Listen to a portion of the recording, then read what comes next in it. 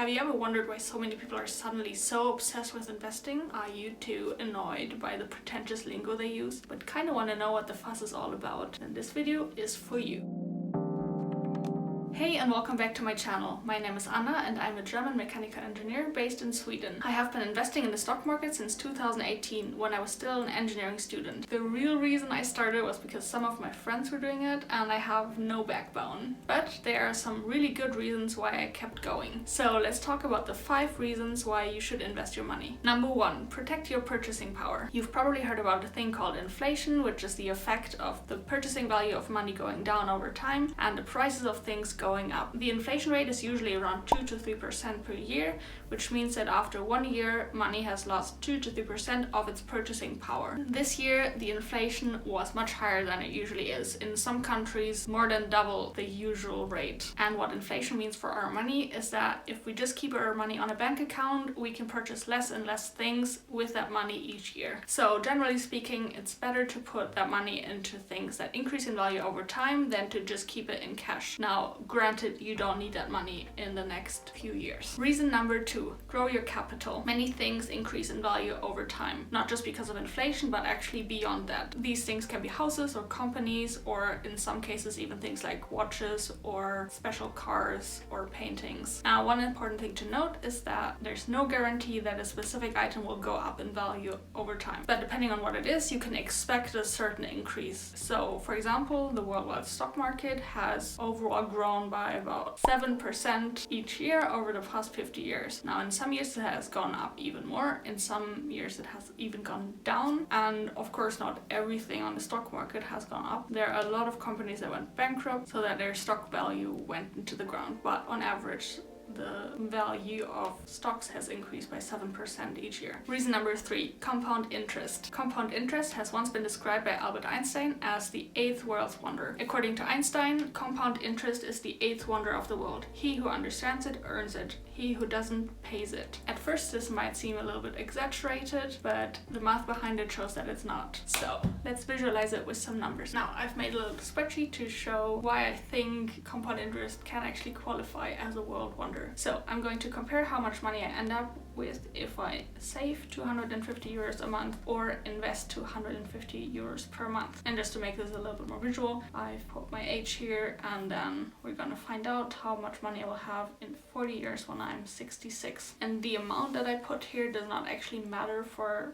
the development on the graph. It just matters for how much the absolute values are in the end. So we're gonna start with 0 euros, and then if I save 250 euros per month, after 1 year I will have 3,000 euros. And now let's just pull this down all the way. So I will have 120,000 euros after 40 years of saving 250 euros a month. Yeah, it's just linear, just a linear graph.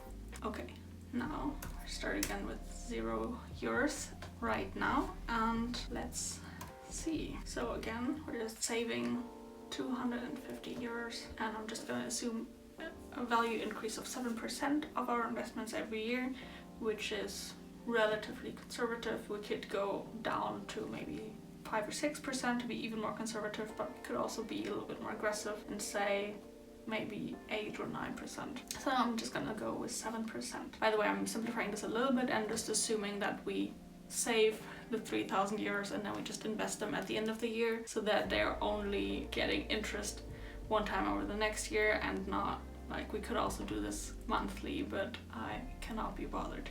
So actually the final amount would be even a little bit higher than what we're gonna get, but it's gonna be close enough to the real value. So yeah, you can see after 2 years we have 210 euros more. Why is it not showing this? Okay, so after the first 10 years we are now at 41,000 euros compared to 30,000 euros if we just save the money. And let's do the next years. We are already more than double if we invest versus save. Now, after 30 years, we're now at 3 times the amount, and after 40 years we're at 5 times the amount if we invest versus save. Sorry for the ugly colors. Now that's better. Okay, investing is pretty powerful. I think the graph speaks for itself. I now did the example with 250 euros per month. However, this number does not really matter for the development of the graphs. It just influences the end number. So if we had started out with 500 euros a month, then this value in the end would be 1.2 million. Versus 240,000 euros. And you can play a little bit with the numbers here, of course, with the interest rate. You can make this monthly instead of yearly if you want to be more exact. But yeah, this is the math behind investing and why it's so cool. Reason number 4. Diversify your income. If you're anything like me, chances are that all of your income is coming from your salary. And as long as you're able to work and willing to work and you're earning enough to finance your life, this is not really a problem at all. But if something happens to that income, then you're kind of completely fucked. However, if you have some money invested already with which you're making money, then you're a little bit less fucked. And a little less fucked is better than completely fucked. Wouldn't you agree? Therefore, it's a pretty good idea to build a second income stream with investing that can replace at least some of your income when you're unable to work. Reason number 5, save for retirement. This might not be the most sexy reason of all, but I think it's one of the most important ones, especially for women who have on average a lower salary and are therefore paying less, if anything, into their retirement funds. In Germany, for example, poverty in retirement is a huge problem, and it's predominantly female. Where you live, the government might be more or less involved in helping you save for retirement. In either case, it's probably a good idea to not fully rely on your government for your retirement, or to at least back it with some really good numbers of how much money you will get and when. I would advise against unquestionably trusting in your government to manage this for you somehow, even if you don't know what the numbers are, because it's kind of a big deal. I want to chill one day, or maybe I don't want to chill. Maybe I want to open a farm in East Siberia. Maybe I want to start a business. Maybe I want to travel the world. Maybe I want to build a crazy mansion to be featured on Grand Designs. The point is, I want to be able to do what I want. I want to have the luxury to not worry about money. And I have the power to make that happen without any real sacrifices by investing now. So, what's next? How can we invest our money? I'm planning on making a video on how I invest my money